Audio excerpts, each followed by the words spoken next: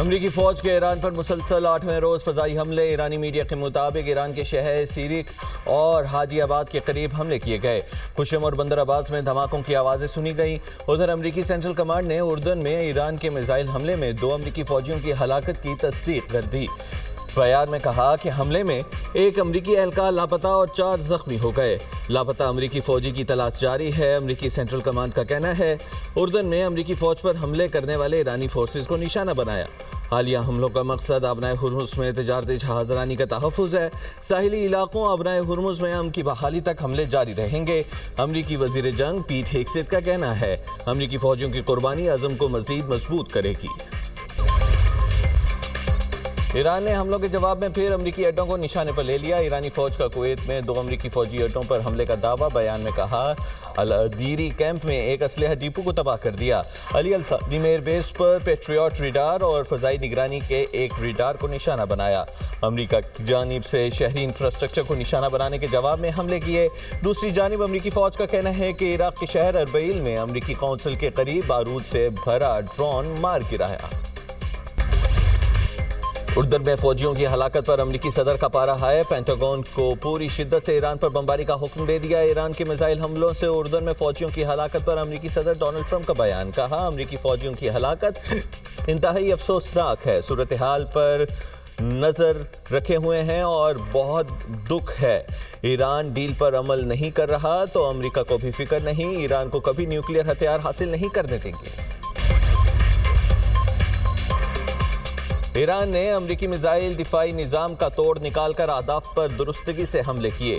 روسی میڈیا کا دعویٰ۔ رپورٹ میں کہا ایران کے نئے میزائل تیز رفتار اور ہدف پر لگنے سے پہلے پوزیشن بدلنے والے ہیں۔ پینٹاگون کو تشویش ہے کہ ایران حساس مقامات کو کیسے درستگی سے نشانہ بنا رہا ہے۔ امریکی صدر کے دستخط بے وقت اور بیکار ہیں۔ ایرانی سپریم لیڈر مجتبیٰ خامنہئی کہتے ہیں امریکی وعدہ خلافیوں نے دستخط بے وقت ثابت کیے۔ امریکہ نے بار بار مفاہمتی یادداشت کی خلاف ورزیاں کی۔ امریکہ پر بھروسہ نہیں کر سکتے۔ غرور، خود پسندی اور خونخواری امریکی خصلت ہے۔ امریکہ نے پھر خود کو بے نقاب کیا۔ امریکہ نے بددیانتی اور بدنیتی کا ثبوت دیا۔ امریکہ نے کشیدگی بڑھائی تو تیار رہے دشمن کو ناقابل فراموش سبق دیں گے۔ ایران نے مفاہمتی یادداشت پر عمل معطل کر دیا۔ ایرانی نائب وزیر خارجہ کاظم غریب آبادی کا کہنا ہے ہم مذاکرات کر رہے تھے، بدقسمتی سے امریکہ نے جارحانہ اقدامات کیے، مفاہمتی یادداشت کے تمام نکات معطل کر رہے ہیں۔ ایران اب کوئی نکات نافذ نہیں کر رہا۔ اس وقت ایران کی اولین ترجیح ملک کا مضبوط دفاع ہے۔ ترجمان ایرانی وزارت خارجہ اسماعیل بقائی نے کہا امریکہ نے ہر سطح پر معاہدہ توڑا، آبنائے ہرمز میں جہازوں کو متوازی روٹ کے لیے اکسایا۔ ایرانی نائب صدر محمد رضا عارف بولے مفاہمتی یادداشت کی سیاسی خشک ہونے سے پہلے ہی امریکہ نے ایران پر حملے کر دیے۔ پاکستان میں ایران کے سفیر رضا امیری مقدم نے کہا امریکہ نے مفاہمتی یادداشت کی خلاف ورزی کی، دنیا امریکہ کی مذمت کرے۔ نائب وزیر اعظم اسحاق ڈار سے کویتی وزیر خارجہ کا ٹیلی فونک رابطہ۔ خطے کی تازہ ترین صورتحال پر تبادلہ خیال۔ کویتی وزیر خارجہ کا حملوں پر شدید تشویش کا اظہار۔ خطے میں مذاکرات کے فروغ اور استحکام کے لیے پاکستان کے کردار کو سراہا۔ کہا فریقین اسلام آباد MOU پر مکمل عمل درآمد یقینی بنائیں۔ اسحاق ڈار کا کشیدگی میں فوری کمی کی ضرورت پر زور۔ دونوں رہنماؤں کا باہمی دلچسپی کے امور پر قریبی رابطے میں رہنے پر اتفاق۔ یورپی یونین اور خلیجی ممالک نے آبنائے ہرمز پر کسی بھی غیر قانونی دعوے کو مسترد کر دیا۔ مشترکہ بیان میں آبنائے ہرمز میں بین الاقوامی جہاز رانی پر اجازت نامے یا فیس کے نفاذ کی بھی مخالفت۔ یورپی یونین اور خلیجی ممالک کا ایران سے آبنائے ہرمز غیر مشروط طور پر کھولنے کا مطالبہ۔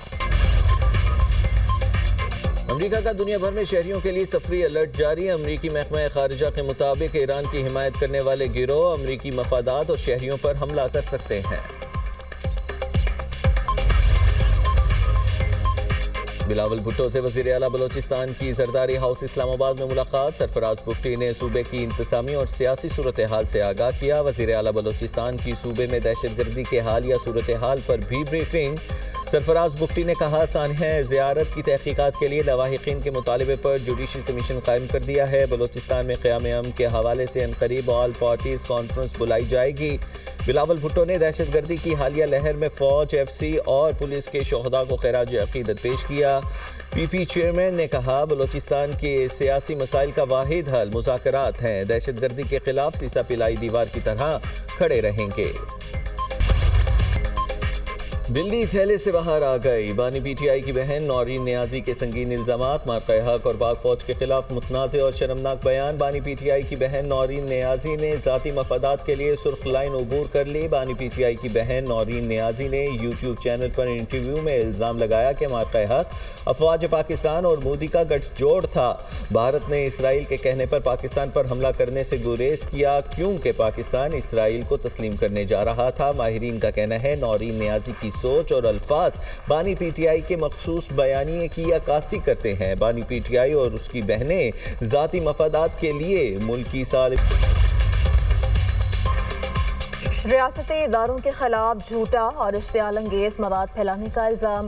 NCCIA نے نورین نیازی کو نوٹس جاری کر دیا، سوشل میڈیا مواد سے متعلق انکوائری میں طلب کر لیا۔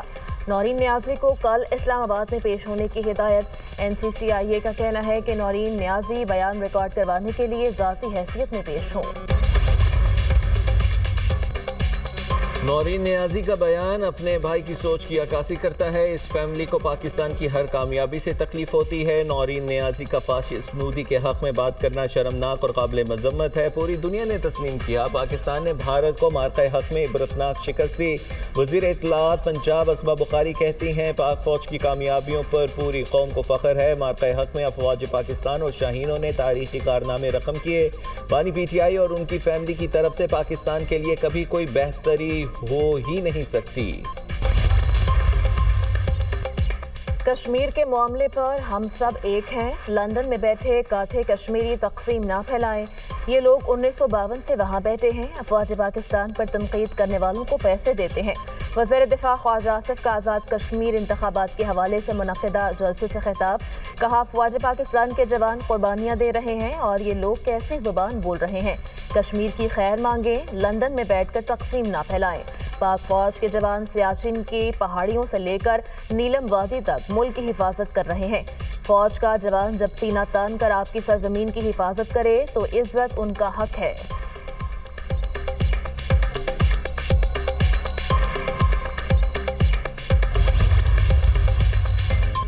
دوسروں پر تنقید کرنے والے اپنے صوبے میں کچھ نہ کر سکے، جو ووٹ مانگنے آئے اسے پوچھیں اپنے صوبے میں کیا کیا۔ سینئر وزیر پنجاب مریم اورنگزیب کا جلسے سے خطاب، کہا کشمیر میں اس وقت 100 ارب روپے کے منصوبے جاری ہیں، کشمیر کے ہر ترقیاتی منصوبے پر نواز شریف کا نام ہے، پورے پاکستان میں نواز شریف کی خدمت کے ثبوت موجود ہیں۔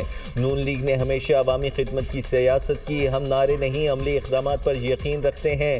کشمیری نوجوانوں کو لیپ ٹاپ چاہیے تو پھر شیر پر مہر لگائیں، کشمیر پاکستان کی شاہ رگ ہے، کوئی طاقت کشمیر کو پاکستان سے الگ نہیں کر سکتی، کشمیر اور پاکستان لازم اور ملزوم ہیں۔ مسلم لیگ نون کے کارکنان کے نواز شریف زندہ باد کے نعرے، ریلی کے شرکاء نے افواج پاکستان زندہ باد اور کشمیر بنے گا پاکستان کے نعرے بھی لگائے۔ کراچی میں کوکین کوئین انمول پنکی کیس میں اہم پیش رفت، ملزمہ کا بھائی کامران مراد پولیس کی گرفت میں آ گیا۔ جمشید کوارٹرز پولیس نے ملزم کو گھوڑا چورنگی کے قریب سے گرفتار کر لیا۔ ملزم سے 2 کلو سے زائد اعلیٰ کوالٹی کی چرس اور ½ کلو آئس برآمد۔ پولیس کے مطابق گرفتار ملزم کراچی کے مختلف علاقوں میں چرس، آئس اور ہیروئن سپلائی کرتا تھا۔ کامران مراد عادی مجرم ہے جو کہ منشیات کیس میں پہلے بھی جیل جا چکا ہے۔ پولیس نے ملزم کے خلاف 2 مقدمات درج کر کے انمول عرف پنکی نیٹ ورک کے حوالے سے تفتیش شروع کر دی۔